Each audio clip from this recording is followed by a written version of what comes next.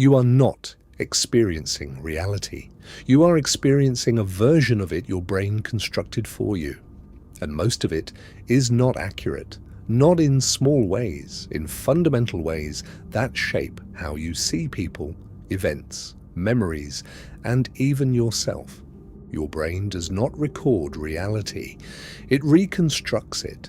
Everything you see, hear, and feel is filtered and interpreted before it ever becomes conscious experience, which means you never experience the world directly.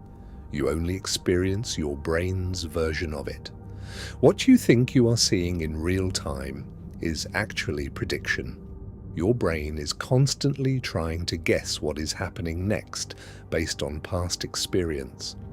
It fills in gaps before you notice they exist. Most of the time, it gets close enough for survival, but survival is not the same as truth.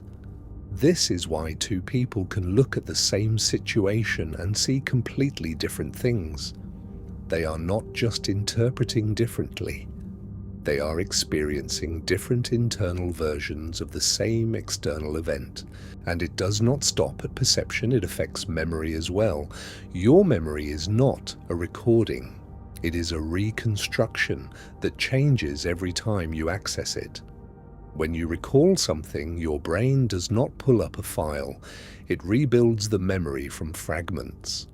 And during that process, details shift. Some fade. Some are added.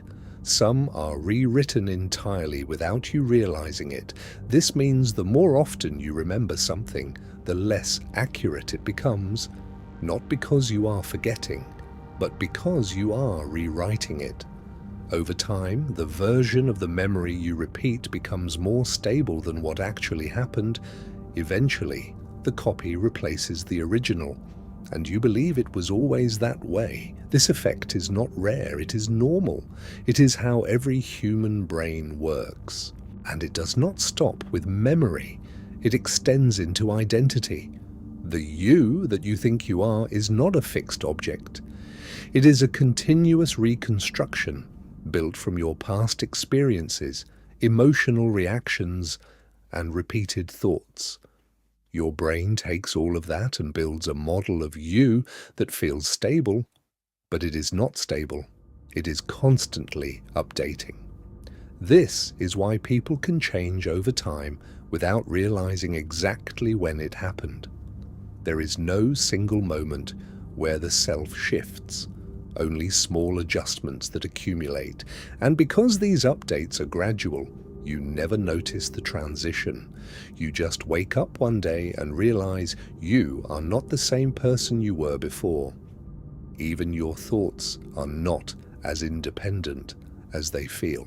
Many of them are triggered automatically by environment, emotion, and pattern recognition. Your brain generates thoughts first, then it gives you the feeling that you chose them. This creates the illusion of control. You feel like you are making decisions in real time, but often the decision has already been influenced before you are aware of it. You simply become conscious of the result and call it choice. This is not a malfunction, it is efficiency. The brain is not designed to show you truth, it is designed to help you function, and those are not the same thing. So when you trust your perception, your memory, or even your judgment, you are trusting a system that prioritizes speed and survival over accuracy. Most of the time, that works. But it does not mean it is showing you reality, which leads to an uncomfortable question. If your perception is constructed, if your memory is rewritten, if your thoughts are generated before awareness, then how much of what you experience is actually real? And how much of it is interpretation you have never questioned? Most people never notice this process happening because the brain does not show its own mechanics, it only shows the final result. A finished version of reality, clean, stable, believable. But under that surface, everything is being constructed in real time, every moment, without pause, without permission, without awareness. And once you understand this, something changes, not in the world, but in how you see it, because you stop trusting the automatic certainty of your own mind, not completely, but enough to notice the gap between experience and reality. And once you see that gap, you cannot fully unsee it. The question is not whether your brain constructs your reality. It does. The question is whether you will ever be able to see past it, and what happens if you do.